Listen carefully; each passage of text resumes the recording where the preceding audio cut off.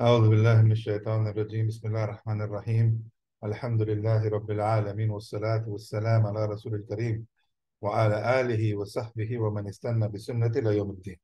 Assalamu alaikum wa rahmatullahi wa barakatuh. Welcome back, brothers. Alhamdulillah, session number 8 of the Ruqyah workshop according to Allah's revelation. We looked at various aspects of Ruqyah. We looked at how we can recite and read and blow, just blow, various methods. We talked about all of this. We also looked at the characteristics of the Raqi. Foremost is Tawheed, and all the other points that Allah alone can heal. He has to believe in the unseen, al-ghaib, keeping away from sins as much as possible, trying his best to stick to the Sunnah and avoiding the bid'at and the innovations, reliance, dependence on Allah subhanahu wa ta'ala, having sabr, because we said these things can take time.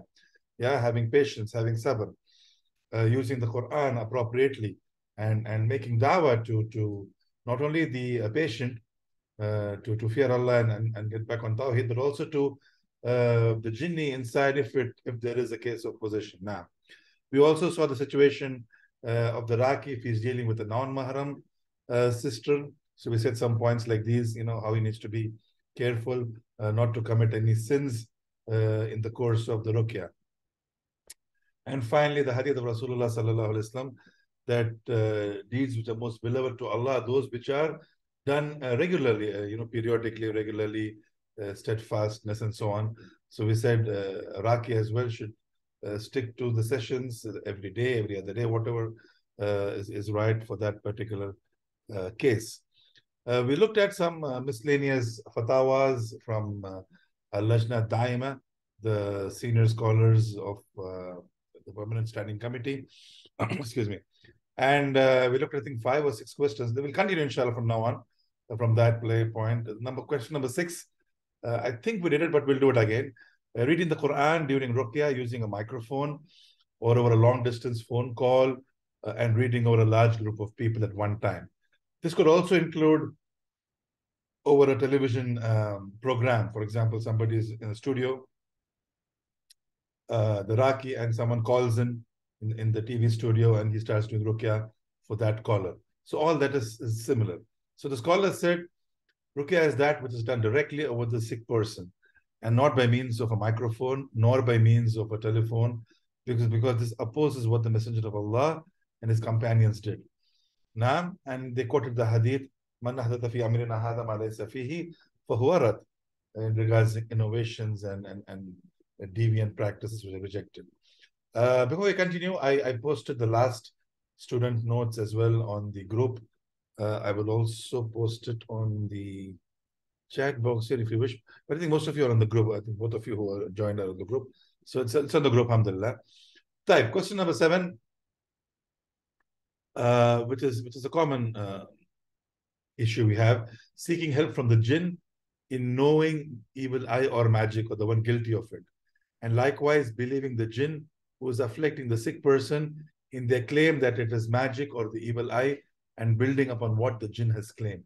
So when you start conversing with the jinn, and the jinni converses with you, and he says, Falan did the evil eye, Falan did the magic, or I'm here because of magic, or I'm in this body because of evil eye, whatever.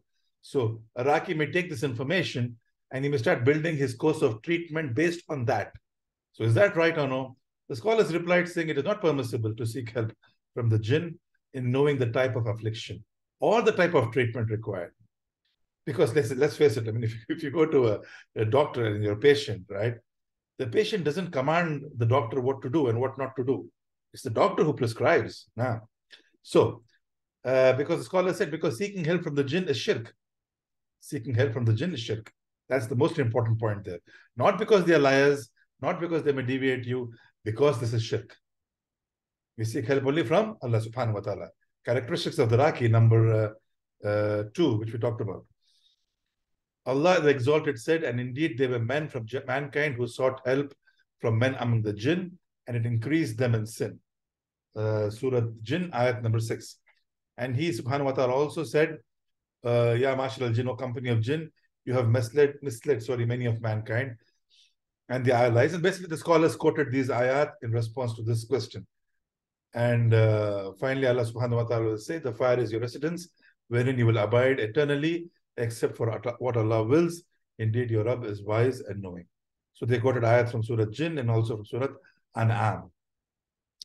And finally, they said the meaning of some of them seeking help from others is that the men would glorify the jinn and submit to them, and the jinn would serve them in what they wanted and would bring for them what they requested. From this is the jinn informing them about the type of sickness and its cause, from that which the jinn can see, but not men. And they may well lie, for they are not to be believed, and it is not permissible to believe them. It's not permissible to believe them because taking help from or seeking help from anyone other than Allah subhanahu wa ta'ala is an act of shirk. And we know them to be liars. So, alhamdulillah. The next question, number 8. Playing a recording of ayat of the Quran for a number of hours over a sick person and selecting certain ayat specific to magic, others to the evil eye, and others to the jinn. Is this permissible?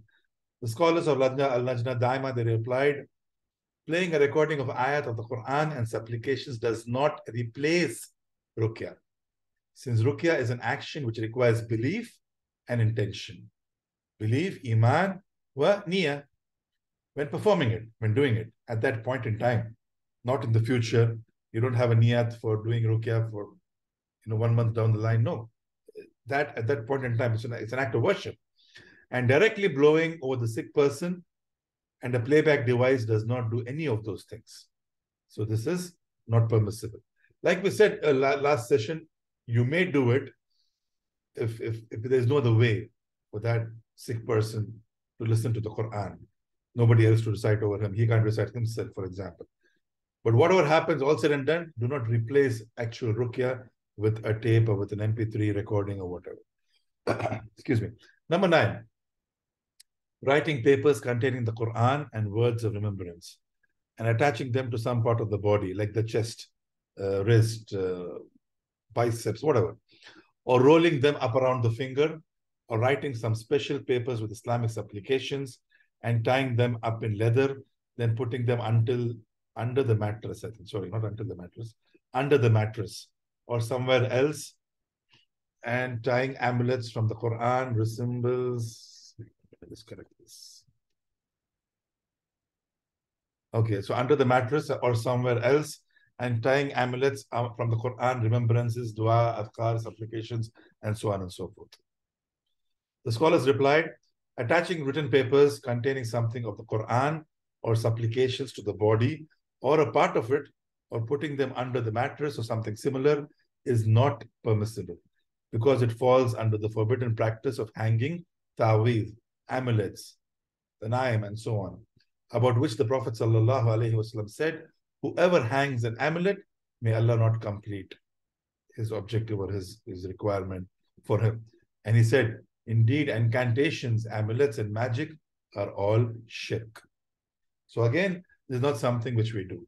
Barakallahu fikum. This is not considered Ruqyah. It's not. We talked about this in great detail in terms of Tawheed, in Kitab al-Tawheed. If you've been attending that with me or on Yom al-Jum'ah, we discussed this in great length. Tawheed and writing these kind of things in amulets. Is it permissible, not permissible? If it's the Quran, is it allowed? We discussed all of that, alhamdulillah. So you can go back and look at that. Right. The last, I think, question, if I remember right, for the scholars was some supplications which are not reported in the Sunnah, such as a dry stone and a burning star repel the evil eye of the jealous person against him and against the most beloved of people to him. So, using supplications which have no basis in the Sunnah or adhkar or anywhere else, like this example. The scholars reply, this supplication has no basis to it, and it contains a transgression against someone who is not guilty, and so it is not permissible to use it. Because of the statement of the Prophet ﷺ, the same statement of the bid'at, man ahdatha fi amrina hadha ma laysa fihi fahuwa rad. Whoever introduces something new into this deen of ours that is not from it will be rejected. And as we said, our deen is tawqifi. We call it tawqifi. What does tawqifi mean? Whatever we do, the amal and what we say and do and so on, have to be based on evidence from the Quran and the Sahih Sunnah. So these were some miscellaneous questions which are put forward to uh, the committee of the standing scholars. Wa sallallahu ala nabiyyina Muhammad wa ala sahbihi wa sallam. And this is at that point comprised of the chairman, who was Sheikh Abdul Aziz bin Abdullah bin Baz, rahimahullah, and the deputy chairman was Abdul Aziz bin Abdullah bin Muhammad al Sheikh, who is the current chairman as we speak. And of course, Sheikh Salih Al Fawzan was also part of this committee answering these questions. And that's the reference if you want to go back and look at it up from the Fataawas ad-Dai'mah, Lajnah ad-Dai'mah. Type. All right. So let's move on, inshallah. So we now want to look, as we promised, towards the last sections of this series, the actual ayat from the Quran, the actual ayat from the Sunnah, rather from the Sunnah, what are proven, right? So categorize these into different categories. So initially we'll see ayat of Ruqyah from the Sunnah, what we know and proven. Then we will see ayat for Ruqyah which are recommended by scholars based on experience, based on certain supplications and so on and so forth.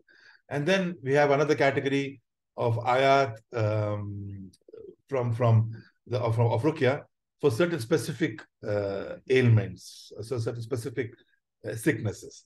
So let's start, Bismillah. The first and foremost, as we said, for anything, any Ruqyah, without this is naqis, incomplete. Suratul Fatiha. أعوذ بالله من الشيطان الرجيم بسم الله الرحمن الرحيم الحمد لله رب العالمين الرحمن الرحيم مالك يوم الدين إياك نعبد وإياك نستعين اهدنا الصراط المستقيم صراط الذين أنعمت عليهم غير المغضوب عليهم ولا الضالين. One time, 3 times, 7 times. We saw the hadith in the beginning of this series regarding the sting of the scorpion, 7 times. So these are proven from the Sunnah. So, yeah, Ustad, I don't have time. I just have 2 minutes or 3 minutes. Do this once, at least once, and do something else after that if you wish. But do not leave Suratul Fatiha. That's the point. Do not leave Suratul Fatiha. The students who joined late, we just started discussing the ayat of the of Sunnah, of Ruqyah from the Quran. We completed the questions from the Fataawas of the Lajnah ad-Dai'mah, and I also posted the last student notes on the chat box. Now, where's my chat box? It's not. Oops. Can someone send me a chat message? I seem to have lost access to a chat box for some reason. It's on the group as well, but I just wanted to post it here. So can just someone send me a, yes, okay.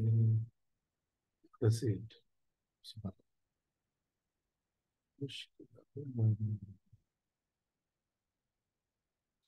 Okay, I don't seem to be able to see the chat box for some reason. Sorry about this. Is giving a, you all have technical errors, don't you?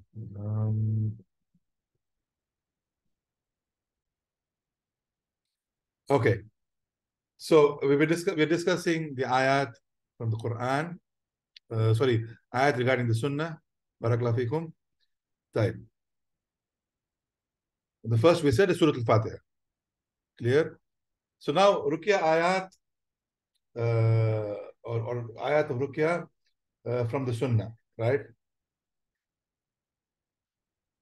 I've not put the whole ayat because A, you can refer it. I put the reference, and B, it was a lot of work for me, honestly. Alhamdulillah. Anyway, ala kulli hal. أول شيء سورة كافرون يا أيها الذين كافرون يا أيها الكافرون لا تعبدون and so on and so forth. Ayat number 1 to ayat number 6, the whole surah, basically. The whole surah. Number 2, these are there in the notes.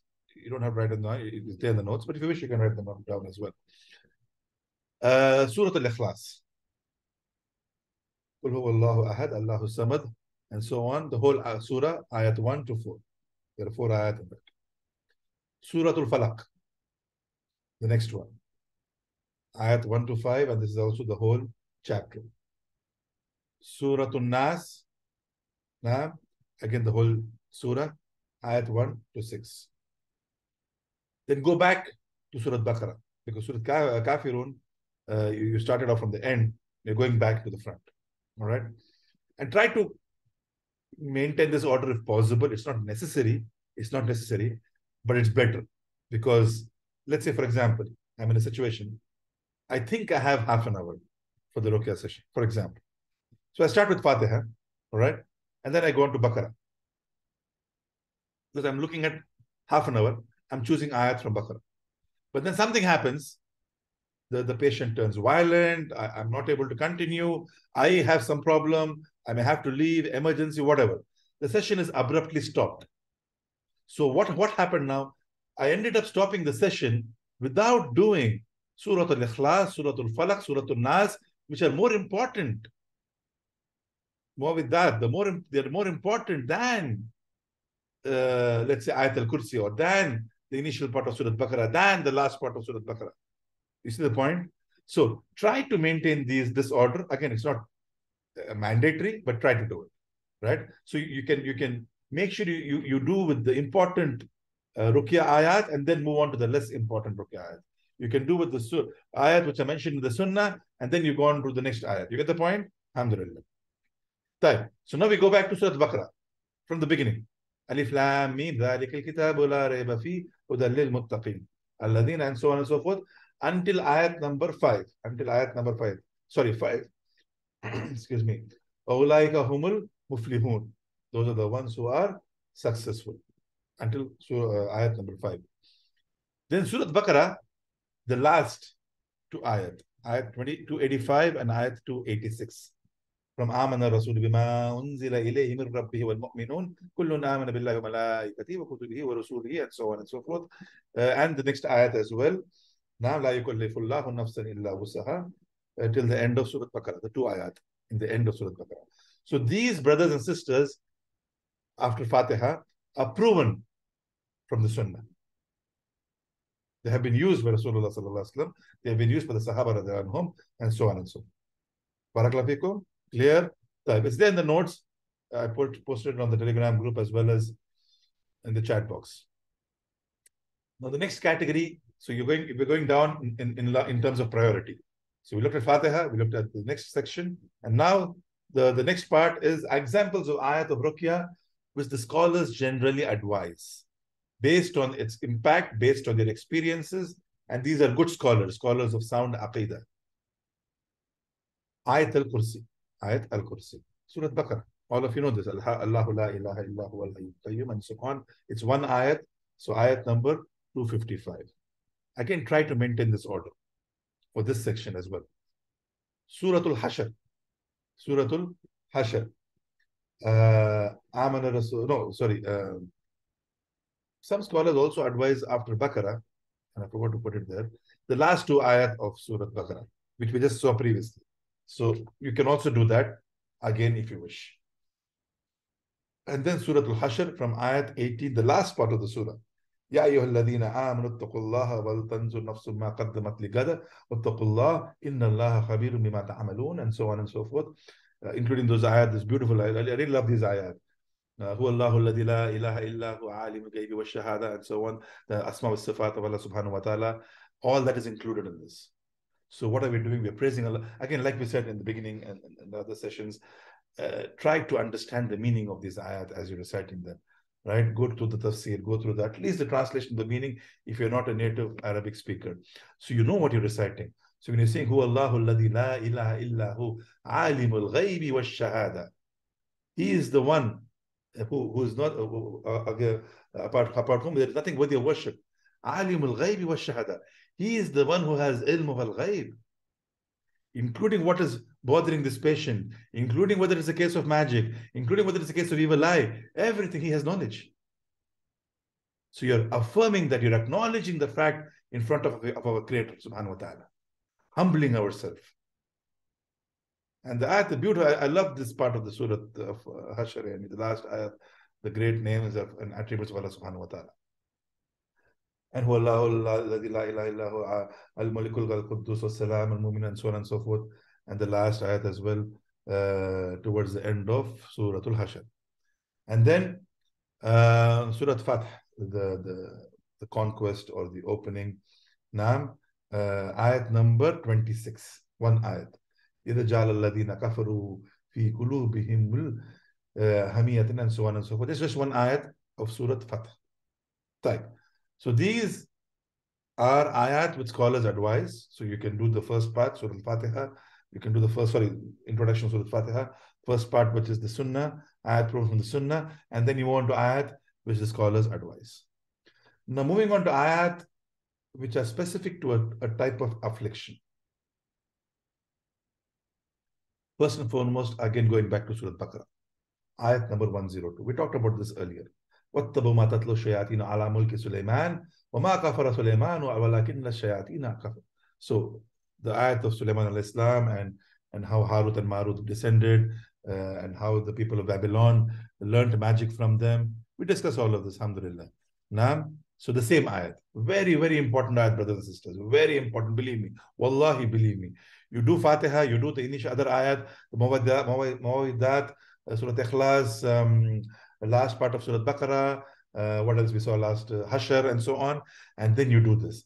Specifically, if it's now confirmed or you're nearly sure that this is a case of either magic or a possession. This ayat is very, very good for them. It's very good. It is very difficult for the jinni. This ayat of Surah Baqarah. وَاتَّبُوا مَا تَتْلُو شَيَاطِينَ عَلَى مُلْكِ سُلَيْمَانَ. Ayat number 102. Do not miss this. If you're sure it's a case of magic, you're sure it's a case of possession, and even let's say the jinni starts speaking on the tongue of the person, use this ayat. Use this ayat. Surah Yunus, ayat 80 to 82. فَلَمَّا جَاءَ السَّحَرَةُ قَالَ لَهُمْ مُوسَى. This is about Musa alayhi salam. Now these ayat are now getting into the story of Musa alayhi salam. Why? Because the people of Musa alayhi salam were experts in magic. They were experts. They were far out there in magic. And the miracle which Allah subhanahu wa ta'ala gave to Musa alayhi salam was to rival that magic. His stick and the snake and his hand and so on and so forth. Yeah. So Surah Yunus, ayat 80 to 82. Surah Taha, ayat 65 to 70. 65 to 70. Again, قالوا يا موسى إما أن تلقي وإما أن نكون أول من ألقى. So, Ya Musa, they told Musa alayhi salam, the magicians, will you throw first or shall we throw first? Regarding the stick and the competition they had in front of the people of Fir'aun and Fir'aun himself. Yeah. So now this is getting into ayats of magic. So the first one was regarding Sulaiman alayhi salam, Yunus, Surah Taha, specifically the story of Musa alayhi salam, and specifically within that story, how he dealt with his magicians. How he dealt and how Allah helped him with the magicians. And this again are very, very powerful against magic. Ashura is the next one, ayat 41 to 48. And then Surah Qalam, ayat 51 to 52. Two ayat from Surah Qalam.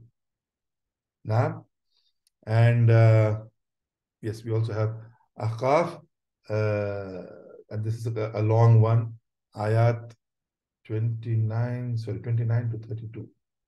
Yes, not very long, but four or five ayat, sorry. So that is again regarding the jinn and so on. And finally, Surah Jinn. From the beginning. Bismillah ar-Rahman ar-Rahim. Kul uhiya ilayya annahu istama'a, and so on and so forth. And so on till ayat number 28. Ustad, can I stop before ayat 28? Yes, you can. See, these are just recommendations. But even amongst this recommendation, try to do Baqarah 102 completely. Try to do Yunus, Taha completely. The others, if you don't have time, okay, you may think of skipping.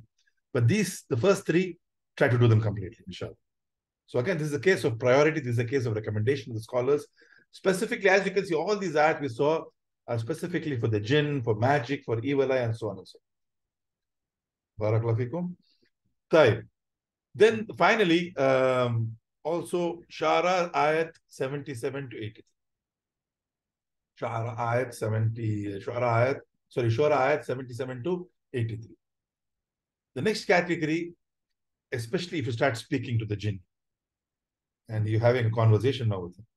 But bear in mind what we talked about conversations and not to allow the jinni to distract your ruqyah sessions and so on. But this ayat from Safat are very good to warn the jinnis. We're doing dawah here as well, warning the person, warning him of the punishment of Allah subhanahu wa ta'ala and why he has entered this body, for example, or why has he possessed him to fear Allah, to leave. It's a long surah, it's a long set of ayat, 1 to 73, but try to do them if you have the time, and especially if there is an interaction with the jinni, try to use this. Because now you're warning the jinni, you're warning him the punishment of Allah. And Surah Safat is one of those chapters which Rasulullah said, sallallahu alaihi wasallam, that it made his hair turn gray, or it gave him those, what we call hair standing on end, shivers down the spine, all kinds of terminologies, right? We can use. So basically, because of the powerful warnings therein of Allah's punishment and Allah's hellfire and so on and so forth. Likewise, sometimes the Raqi, like you said, we have to have patience. This can go on for months, if not a year. So sometimes the Raqi is Iman. He's a human being. A Raqi is a human being at the end of the day. It may come down a bit. It may, get a bit demotivated. This is perfectly normal. So you may use these ayat, which kind of softens his heart again. It brings him back on track. Surah Yunus, again, ayat 107. وَيَمْسَسْكَ اللَّهُ بِدُرٍ وَلَا كَاشِفَ لَهُ إِلَّا هُوَ. So if something touches of harm, it is only Allah subhanahu wa ta'ala who can heal, and so on. Al Imran as well. So something which kind of, to remind the Raqi that, he's just instrumental, he's just doing a job, or in some sense that he's being the sabab, and the healing and the cure is only with Allah subhanahu wa ta'ala. Now, so these were some ayat regarding Ruqyah from the Sunnah. Now again, see, you may find other ayat in other books on the internet, YouTube, wherever you look. Yeah, they may work, they may not work. But remember, we said the hadith of Aisha radiallahu anha, when Rasulullah sallallahu alaihi wasallam told her, cure her with the book of Allah. So he didn't say cure her with Fatiha or Baqarah or the ayat of Surah of Sulaiman al-Islam, Surah Jinn. He said cure her with the book of Allah. So the whole book of Allah, the Quran, is Shifa. But if you take a particular ayat, for example, let's say Surah Yunus 107 on the screen, and tell, okay, I'm going to read this 10 times, and keep sticking to that as a norm. Now for this, we need evidence. You see the point?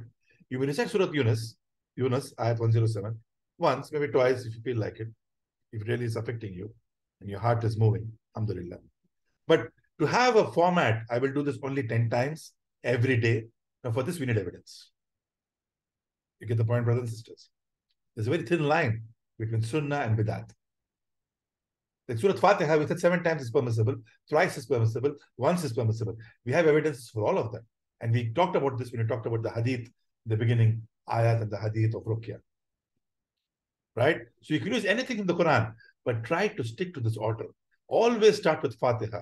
Then move on to the second section, which is Ayat of Ruqyah, which are proven in the Sunnah. Then go on to the third section, Ayat of Ruqyah, which the scholars recommend and advise. And then you can play around anything else you wish. Go back if you want, repeat it again. Totally up to you. Totally up to you. But like we said, try to have the priority, because you may suddenly run out of time. The session may take a totally different course, and you may have to stop it, for example, midway. And let's say you've not done Surah Falak and Surah Nas. That's a problem, right? So try to stick to that order, and that's the best, inshallah. That's highly recommended by all the scholars, and Sheikh Adil as well recommends that. Barakallahu fikum. So this was that section. In terms of the Ruqyah itself, some associated things which you can use. Again, these are not things which replace the Ruqyah. You can use them along with the Ruqyah, simultaneously or after the Ruqyah. It's up to you. But do not replace Ruqyah with these. Do not replace Ruqyah with these. Why? Because that is the Sunnah of Rasulullah sallallahu alaihi wasallam. So it's an aid. It's something which can help the Raqi. It's something which can help cure the patient by the will of Allah. Now, like hijama, I highly recommend you to do this. For those who have not done even one session of hijama, you're late. You have to do it. Cupping, as we call it in English, yeah. Highly proven sunnah from Rasulullah Sallallahu Alaihi Wasallam himself. He did it many times, on his ankle, on his feet, on his back, on his head, many times. Sahaba radhiyallahu anhum would do it. It sucks out impure blood. And there is a process to it. But of course, look for a person, a practitioner who's proven to be hygienic and to use good material and so on and so forth. And who knows, of course, who knows what he's doing at the end of the day. Ajwa dates, especially for magic. 7 dates in the morning. Every morning, 7 dates. No magic will hurt you till the end of the day. The hadith of Rasulullah sallallahu alaihi wasallam. In one riwayat, ajwa dates from Medina. So if you can get it from Medina, that's the best. That's the best. But if you can't for some reason, inshallah, any ajwa dates will do. Zamzam, of course, Rasulullah said sallallahu alaihi wasallam, the hadith, it is for what it is drunk. So any dua that you make and drink Zamzam, inshallah, if Allah has decreed a cure for you, you will have it, inshallah. Not to worry. That is the beauty of Zamzam. Olive oil. Wattini wa zaytun. Olive oil. Again, highly recommended. You can blow over it in Ruqyah sessions. You can recite, blow over olive oil and use the oil to and apply it over your body, especially if you have, let's say, a back pain or your head is hurting. You can do this and apply the olive oil on your head and so on, or parts of the body where you have some rashes, bumps, whatever, things which are visible. You can do that as well. Olive oil, highly recommended, but good quality olive oil, good quality olive oil. Honey, of course, but pure honey, brothers and sisters. Don't go and buy the supermarket honey, which is basically sugar syrup with some antibiotics in it. No, we're talking about pure honey. And this is expensive, actually. So alhamdulillah, inshallah, if you can afford it, we should do it. And you can make out the texture, the flow of the honey when you take it out, you know it's pure. And when you eat it, of course, you definitely know. So using honey is good because honey is something which was recommended by Rasulullah Sallallahu Alaihi Wasallam for many ailments. Kulonji or black seeds. Rasulullah said, this is a cure for everything except death. So highly recommended to use these in your Ruqyah sessions. In fact, if you've looked at the links I sent you a bit earlier in those earlier sessions, you can make a paste of this. So you can use the honey and the black seeds and make a paste of it, blow over it and eat it. And we'll talk about this. I also have a plan to show you today. We'll look at that as well, inshallah. Rose water, yes, some scholars recommend it. Also, they recommend cedar leaves, cedar leaves. So these are certain things which you can use as accessories, as something in your toolkit, but do not replace your Ruqyah with them. Very, very important. You can blow over them. You can, blow over them in your Ruqyah sessions and use them, but do not replace your Ruqyah with them. Now, yes. Finally, and this is the last point, and we're going to discuss this more in detail, of course, inshallah, because some of you may find this ajib, you may find this odd, but hold on to your thought. I will, inshallah, clarify that for you. Mixture of camel's urine and camel's milk. Very, very, what shall we say? Highly recommended in terms of a means of healing. And we'll see this, inshallah. It's coming. Just hold on to your thought, because some of you may find it repulsive. This is normal. But again, when we discuss what we discuss, you will see that it is, inshallah, no longer repulsive. Some additional tips for the Raqi. I just put up certain things. These actually I took from my earlier series on the world of jinn, because it's kind of useful. Sometimes you may have a Raqi coming to you, or you may get somebody to do Ruqyah for you, and the first thing he will ask you is your mother's name, the patient's mother's name. Or he may request some personal effects, the patient's clothes, the patient's a hairbrush, a toothbrush, yeah. Or he may ask for nails. He may say, okay, I'll come back tomorrow. Please cut your nails and keep them for me, give it to me, and I will use this to cure you, for example, or find the magician who did it for you. Or he may put chili powder at your doorstep. Or he may ask you to imagine, for you to visualize and try to see who did the evil eye for you. All these things, if he does this, run away from him. Run away from him, or her for that matter. Because this person is a magician himself. This person is a magician himself. So, and in the house, especially for a Raqi, remember we said earlier, if things get violent, sometimes these jinn, they try to get back at the Raqi by attacking him or his family. So you need to first protect that. You need to protect your base before you go out and help others. So seeking Allah's protection, especially in the Dawa, in the Ruqyah session, when you get angry, because a Raqi sometimes can lose it because of what's happening and the way it's going. He may get angry. So you need to control your temper, seek refuge in Allah from shaitan, and all the other things which we're supposed to do in the house. I just put them up here. All of you know this already, I'm sure, but just to put things in context, the dua when entering the washroom because there are jinni inside, before approaching your spouse, because otherwise shaitan is the third between the two of you. There is a dua. When you stop in a place, we talked about this earlier in Tawheed, I think. Oh, no, this session, yeah. Going down into a valley or stopping in a place on a journey. We talked about this. There is a dua for that.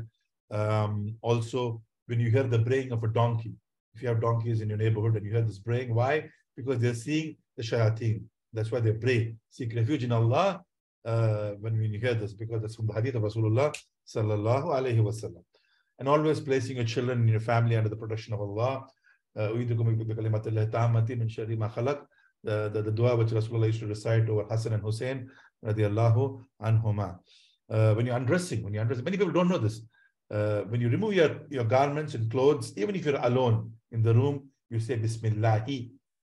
What do you say? Bismillahi. When you do this, Allah subhanahu wa ta'ala will put a veil on the jinn, because around you there are jinnah. Maybe around me there are jinnah. They're all over the place. So Allah subhanahu wa ta'ala will cover them up. They cannot see your aura. Because sometimes this happens, and we have seen cases like this in the past. When the Raqi asks the jinni why it possessed a particular person, it will say, I fell in love with this person. I saw this person going out without hijab, and I followed her. I fell in love with her. And there was a case in Hyderabad in India where this lady, this Muslimah, she was outside in the balcony without hijab. And in India, the balcony is, it's public, basically. Anybody can see you. So without hijab, combing her hair, brushing her hair, and she was possessed. And the jinni said, I was passing by, I saw her in the balcony, I fell for her. I got into her body. All by the will of Allah. All by the will of Allah, of course. So these things happen. Love happens. That's why we have the hijab. That's why we have these kind of adhkar and duas. So we are to blame when something happens and we have not taken the proper protection, which Islam has dictated, as commanded us to do. So you say Bismillahi when you undress. Try not to be hasty in things, even including your Ruqyah sessions. So I have 20 minutes, I want to rush through it. No, take your time, it's okay. Do what you can. Prioritize the ayat, prioritize the dua, and so on. And then rest of it, alhamdulillah, it's okay. Maybe next time, maybe, yeah, and so on. When you yawn, you're supposed to close your mouth, not to make a sound which goes to your neighbor's house, for example. Yeah. Also, all these things, people think these are just sunnah, it's okay, I can leave it. I will just do the fard and be happy. No, just the fard is not Islam. Islam is a whole package. It's a whole package. What else? Salawat in your houses, to protect your houses. Surah Baqarah, we talked about this many times earlier, recitation of that. Try to get rid of, not try to, do get rid of, sorry, let me rephrase that. Do get off. Do get rid of all your pictures, your statues, your, when I say pictures, I mean pictures of anything with a soul. Human beings, animals, mother, father, grandfather, uncle, auntie, son, daughter, cousin, group photos of cousins. Throw them out. Shred them. This is haram. Of course, no more musics, no more movies, no more going down to the cinema, no more having the Netflix subscription, no more having watching it on the widescreen with Dolby surround sound. No, all this is haram, brothers and sisters. So we can't be doing all of this and then still expect nothing to happen to us. This is unfair. Subhanallah. It's funny, actually, not funny, it's funny. Dua when entering the house, while eating, Bismillah, because we have the hadith of Rasulullah, that shayateen, when somebody says Bismillah, the dua and enters the house, The shayateen want to enter, but they leave. And when you're eating and you say Bismillah, they want to eat with you, but they leave. But they cannot, sorry, they cannot. So all those kind of things, the recitation of the adhan. So if, for example, you're away from the masjid, you're not close to a masjid, in your dorm, in your house, whatever, and you want to pray in the house, give the adhan, give the adhan. And they give the iqamah as well, because the shayateen run away when they hear the adhan and the iqamah. Keep your house, yourself clean. This is part of iman. And being dirty invites the shayateen. Wallahi, there was a house in an Emirati country. I visited when I was there many years back. Kind of far off friends. They invited us once. And it was so messy. So messy. And we are guests entering the house for the first time. I didn't know where to put my feet. Stuff all over the place. And later on, I suspected this family as well to have some issue with the jinn. But look at the place. A Muslim and a Muslim are supposed to clean up their houses. Today we have sisters, sorry to say, subhanAllah, some sisters, not all of you, I'm sure not people, the sisters listening, I'm sure, but some sisters who are home housewives or home engineers, as I call them, sleeping the whole day. And when the husband comes and says, why didn't you do this? Why didn't you pick up this stuff? Why didn't you cook? Oh, I was so busy sleeping. And they're too lazy to do, because, and this is a kind of a, what do you call it, a dominoes effect, cascading effect. And the more it builds up, finally, you don't know where to start now. And then you just give up. So keeping your house neat and clean, and yourself neat and clean, having a shower, hygiene, these are basic fundamentals of our deen. It's part of our iman. That is what, attracts the angels, cleanliness, and keeps away the shayateen. So we promised in the earlier session that we'll do a specific agenda item, so I added that, related to cancer treatment using Ruqyah. So let's get into it, inshallah. I've also put a last Q&A session. If you want, we can do a session next week, only for Q&A, if you have a lot of questions. But if you have one or two, we'll try to finish it today, if I have the time. I'm not sure. But otherwise, I was planning to have a separate session next week, only Q&A on Ruqyah. So either way works for me, it's up to you. If you want to have a session again, we can do that for Q&A. So, like we said, brothers and sisters, before we get into at the onset, Ruqyah is a means for a cure. So somebody is sick and you want to use Ruqyah. Ruqyah is not used as a protection. For protection and for prevention, you have the adhkar of the morning and the evening. You have the supplications. You have the 5 times salawat in the house and so on and so forth. The points we talked about in the previous slides, these are all means of protection and prevention. Dua when approaching a spouse and so on and so forth. But when something goes wrong or you suspect something is wrong, now you can use Ruqyah. Wada, clear? Type. So cancer, okay, hang on, I didn't see the chat box. Okay, there were a couple of questions. Okay, we'll try to do them today if possible, if not in the Q&A session. Okay, so cancer, as we all know, and this is without a dispute, is an illness, there's an issue. So can we use Ruqyah? Subhanallah. When we can use Ruqyah for a headache, when we can use Ruqyah for a poisonous insect sting or a snake bite, or when we can use Ruqyah for spiritual stuff like jinni issues, magic, evil eye, why can't we use Ruqyah for cancer? We should definitely use Ruqyah for cancer. Not we can, we should use it for cancer. Now, first of all, what is cancer? The National Cancer Institute defines it as a disease in which some of the body's cells grow uncontrollably and spread to other parts of the body. Now, obviously, this can be benign or malignant. But it's malignant, it's cancerous, right? And Wikipedia gives you a similar definition. Cancer is a group of diseases involving abnormal cell growth with the potential to invade or spread to other parts of the body.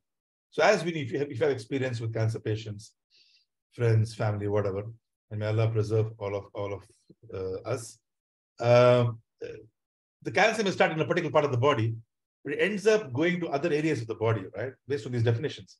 It enters the liver, it attacks the stomach, it attacks the lungs, it attacks various other organs.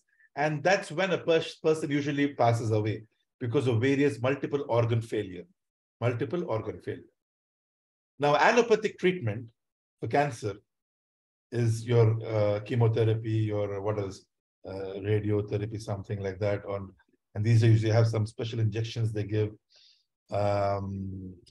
Various advances in research, and may Allah make it easy for the doctors as well. So what I'm trying to tell you here is that, am I asking you to replace allopathic treatment with Ruqyah? You can if you wish, but then you need a lot of Iman, a very, very high level of Iman. But most scholars will advise you do both. Do both. But put more faith in Ruqyah. But also do your chemotherapy, also do your this. But there are a lot of side effects with chemotherapy and radiotherapy and whatever therapy they do. Severe side effects. With Ruqyah, there is no side effect. There is zero side effect. Right? So it depends on you. I'm not advising for or against it. It's totally up to you. But most people I know of would do both. Because somewhere deep down in their heart, they think chemotherapy is better than Ruqyah. They think chemotherapy will help because I've seen it happening with my neighbor, with my cousin's sister, with my uncle's father. It helped them, so it's going to help me as well. Or it could be lack of knowledge. They don't know what a miracle Ruqyah is. They don't know. Honestly, they don't know.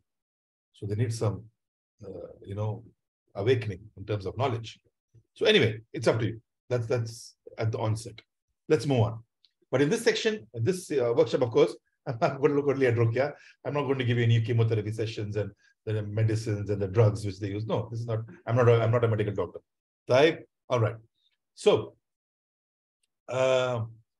in terms of cancer specifically, there are multiple plans you can use. When I say a plan, I'm talking about a structure, a program of what you do daily, sometimes multiple times in a day. That's a plan. It's like for those in the corporate world, if you're working in enterprises and organizations, you have project plans, right? You start up with this activity, go on to the next activity, and one is dependent on the other, and so on and so on. Something like that. Something like that. If the case is in the initial stage, right? The cancer was just detected, alhamdulillah, it's very nascent, it's just starting. I would advise what we call the 7-day plan. I shared it with you earlier as well from Ustad Muhammad bin Tim Humble, a very good plan. And he's derived it from Sheikh Adil Al-Muqbil, whom I told you earlier, he's the Sheikh here in charge of catching magicians. That's his job. His department, he heads a department. He's the head of the department. And his department, the scholars are responsible for catching magicians. That's their job, 24/7. So he knows what he's talking about. And if you go to YouTube, you'll find some of his videos, along with what he has done and the kind of magicians he's caught and so on and so forth. Anyway, so he initially devised this plan and it works. Inshallah, it works. It's a 7-day plan. It can be repeated. If you think it is working and you want to continue with it, make it another 7 days and another 7 days. It's up to you. It depends on the patient and how they respond. But don't leave it. Don't leave it. Again, brothers and sisters, going back to what I mentioned about the allopathic treatment and chemotherapy, do not replace Ruqyah with chemotherapy. Either replace chemotherapy with Ruqyah, if your Iman is very high, or do both. Do not replace Ruqyah with chemotherapy. Always do Ruqyah. Always do Ruqyah. And that's a YouTube link as well. It's on the notes as well as I shared. Don't worry, it's there on the notes as well. Where the Ustad is talking about how to do this. He demonstrates it. So that's good for you to look at. The next one is an advanced stage plan. So a person you found out has cancer, or you tried various things. Maybe you didn't know about Ruqyah, or you didn't know about me, for example, yeah. And now you know Abu Basim, and he's talking about this stuff like Ruqyah and something that works. Alhamdulillah, inshallah. So now you want to do this. But now the patient is already at an advanced stage. So in this case, the scholars recommend a 30-day plan. It's for a whole month. It's difficult. It's not easy. Because 7 days is easy. But 30 days is not easy. Believe me, it's not easy. It requires a lot of iman, steadfastness, sticking to it, because shaitan will come to you. Shaitan will come to you and say, oh, give it up, it's taking too long, and what is this, and what is that? Try to stick to it. Very important. And again, this can also be repeated. If you think there is improvement, inshallah, by the will of Allah, do another 30 days. Or if you can't, and the patient has become weak, the patient himself cannot do it, do the 30-day plan at least once, and then do a 7-day plan after, for example. But keep doing your ruqyah. The reason why these plans are there, brothers and sisters, is that you have a structure to the whole thing. Because it's not like one day I do Fatiha, next day I do Ikhlas, third day, okay, what do I think I should do? Let me do Surah Sulaiman or Surah Jinn. No. You want to have a structure. You want to have a plan. So you're giving the required dose every day to the patient. Either himself, the patient is doing himself, the cancer patient, or his relatives, his family is doing it for him. Both way works. No problem, inshallah. That's the link for the plan in detail with the text and associated documents, attachments, and so on and so forth. It's also there on the documents I shared. The ayat to use in these plans are a bit different. Not what we talked about. Little tweaking, little customization here and there. And you'll find those in that link, also shared on the notes. Now, sorry, did I share the cancer stuff on the notes? I don't remember. Can someone quickly check the notes and let me know? I don't remember, did I share this section on the notes? If I did not, I will do it, inshallah, tonight. No, sir, not there. Sorry? It's not there. Not there. Okay, I apologize. I will do it. I will do it maybe by tonight or tomorrow, inshallah. I will share this section as well as a PDF, so you have those links. Type. So this download has the ayat in the, what do you call that, Indo-Pak style of writing, because most of you are either Indian, Pakistani, so I chose that. But you can, refer it and look at any other mushaf. Not an issue. The same ayat is there, right? But this link specifically has the Indo-Pak style of writing, because I think many Indians, Pakistanis are familiar with that style of writing of the mushaf. It's good to have a tracking sheet. Let me open this up for you. Oops, sorry. Need to get it off the slideshow.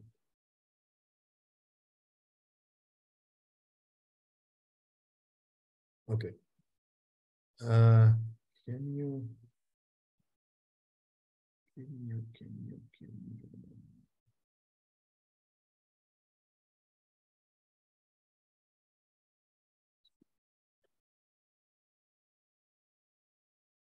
Can you see my screen?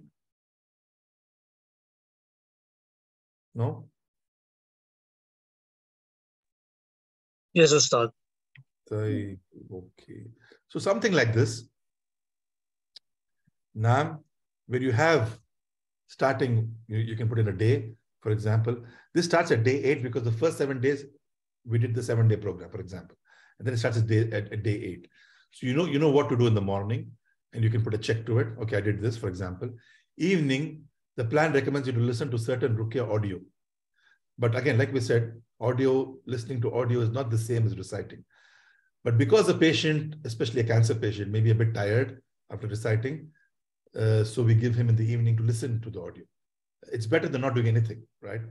And in the night, he recites again. And you put a check to each of those in columns D, F, and H, so you know what you're doing. I hope you can see it. Likewise, day 9. As you can see, there's some difference here from day 8 and day 9. And then day 10 is similar to day 8. So there is a plan given by these scholars, and you can do that. And listening to Ruqyah audio is not every day, as you can see, it's every other day. And you go all the way down, right? You go all the way down to day 27 and then beyond as well. So now you have a plan which you can track. All right, you can track this plan. That's the importance of it. Barakallahu fikum. Type. So I hope you can see my screen again. Back to my screen. You can see the slides, inshallah? Yes, Ustad. Right. So it's good to have a plan like that. I will put the plan up as well for you. You can use that, or you can make your own plan. It's up to you. But as long as you're following that and doing a structure to it, it helps. So, you're checking it out. It's like a checklist. It's like a checklist. So along with this plan, what are you going to use?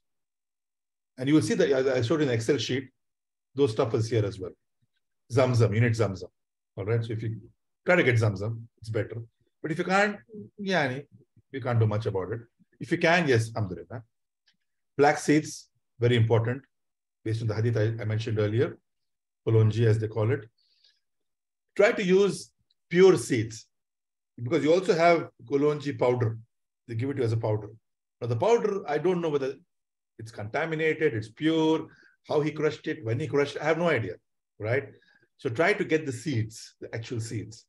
But if you can't, in your town, your city, you couldn't get access to it, inshallah, the powder can be an alternative, inshallah. Like we said, pure honey, not the supermarket honey, pure, actually pure honey, which is expensive. Like half a kg or something of Sidr honey, for example, is, I think, approximately 300, 350 riyals. So it's expensive. Now, okay. Good quality olive oil. Try to get good, they call it virgin, cold pressed olive oil. From Palestine is good. Whereas in similar areas, I mean, if you can get good quality, and I think better than me in that area. And finally, cancer. Remember, we're talking about cancer here, specifically cancer. So all this is talking about cancer patients. And finally, from Anas bin Malik radiallahu anh, this hadith is Sahih Bukhari.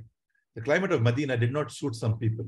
So the Prophet ﷺ ordered them to follow his shepherd, his camels, and drink their milk and urine. So they followed the shepherd, that is the camels, and drank their milk and urine of the camels till their bodies became healthy. Then they killed the shepherd and drove away the camels. When the news reached Rasulullah ﷺ, he sent some people in the pursuit. When they were brought, he cut their hands and feet, and their eyes were branded with heated pieces of iron. For us, in our context, the first part of the hadith. So a group of people came to Medina and they were not well. Rasulullah ordered them to drink from the camel's milk and urine. They did that and they were cured by the will of Allah. This hadith is Sahih. The reference again is Bukhari. It is also available in Muslim, Sahih Muslim, Abu Dawud, and also I think Darimi as well. But it's Sahih. There is no doubt in this hadith. Absolutely no doubt. So now that should remove any strange feeling you may have had when I mentioned earlier camel's milk and camel's urine, especially camel's urine. Because now it's proven from the hadith of Rasulullah sallallahu. This is wahi. This is revelation. Rasulullah will not ask them to do something like this if there is no proof of this in wahi. So, in terms of camel's milk and urine, highly useful for cancer patients. And I've seen in my research also the brothers and sisters in Indonesia, Malaysia using this a lot and being healed by the will of Allah from cancer. The research which I looked up and which is also available largely is from a lady professor in Saudi Arabia. She's a Saudi. Her name is Dr. Fatin Abdurrahman Khurshid. She's a PhD in cell engineering. She's an associate professor, Department of Biology, King Abdulaziz University here in Riyadh. She's the head of Cell and Tissue Culture Unit, King Fahad Center for Medical Research, and she's also supervising the Zamil Chair for Cancer Research. So a highly well-renowned lady in this field, and she's trying to now market this product, Allahu Alam. That's what I heard last. And she has given a fantastic paper, which includes all which camel to choose. Because, see, camel's milk is not suitable for everyone. It's a bit warm compared to cow's milk. So initially you may take a while for your body to get used to it. This is for normal people. A patient suffering from cancer, there could be other issues as well. So she gives you a plan in her document, and I will upload the document as well, on what kind of camel milks to choose, what the camel should be healthy, the specification for the camels, and how they should be. And she has a plan for the dosage. And she has two stages, stage 1 and stage 2. Stage 2, she gets the patient used to only the milk, no urine. So now the patient is used to taking camel's milk. Shoya, little by little, increasing the dosage. And then she introduces him or her to the urine as well as a mixture. So milk and urine now. And as you can see, the ratio of urine to milk is very less. But there is benefit in this based on the hadith of Rasulullah sallallahu alaihi wasallam, and we have firm yaqeen in it. We have firm yaqeen in this. This is what we mean when we say Ashhadu anna Muhammadar Rasulullah. So this is all there in the document. I will upload it to you. But let me show it to you as well. Hang on. Where is it? Yes. Can you see my screen? The treatment of cancer with camel's milk and urine. Can someone confirm? Yes, Ustad. Now, so she talks about the hadith initially, which is what I mentioned. Then she talks about the preparation, how the milk should be. It needs to go through a certain preparation process before you start consuming it as a cancer patient. The urine as well, there's a process to prepare it before it starts being used in the mixture, right? And like she says, mature, healthy she camels and so on and so forth. Then she talks about, measurements. 5 ml, 15 ml, what does it translate to? How many tablespoons, teaspoons, and so on. And she talks about having a tracking sheet, like I showed you earlier. Some important points. The patient should avoid red meat, for example, avoid dairy products when he's doing this treatment, right? And then she says within 3 to 6 months, the spread of the disease will stop. Within 1 to 2 years, it will shrink. Within 2 to 3 years, the disease will end. And I have actually seen evidence of this in slides during my research for my thesis. I have seen this research and I've seen those slides and I've seen the improvement. But all this doesn't matter. All this doesn't matter. The hadith of Rasulullah is sufficient. But she's giving you a way to do it, a proven way, inshallah. Right? And then she, like we said, what's happening to my, yeah. So she gave you these 2 tables, which I mentioned on the slides. Now, and what else? What else do we have here? Hang on. Yeah. And then finally, excuse me, the 3rd stage, which increases the urine dosage a bit higher. So that's the document she put out. It's available on the internet as well. You can Google it, but I will share it with you, inshallah. Now, so that was what I had for you in this series. We don't have really time for Q&A currently because Maghrib is early, but I want to do Q&A next week, if it's okay with you. The same time, Yom Sabt, 4 p.m. Saudi, we can do a special Q&A session. And Brother Samir, I think you had some questions, but I'm sorry, I don't have time for that. So I can't do that. But inshallah, we will look at these questions next week, if you can join. And other students as well, if you want to join, you can join and ask your questions on Ruqyah. And if I know the answer, inshallah, I will give it to you. Barakallahu feekum. So hope this was useful, inshallah. That's the end of the series. We'll do Q&A next week. All good that I have said is from Allah subhanahu wa ta'ala. And any mistakes I have made is from me and shaitan, because I'm a human being. Now, so Barakallahu feekum. Jazakumullah khairan. We will inshallah see you next week for the Q&A alone. Subhanakallahu bihamdik. Ashhadu an la ilaha illa ant. Astaghfiruka wa atubu ilayk. Wa akhir da'wana an alhamdulillahi rabbil alameen. Assalamu alaikum wa rahmatullahi wa barakatuh.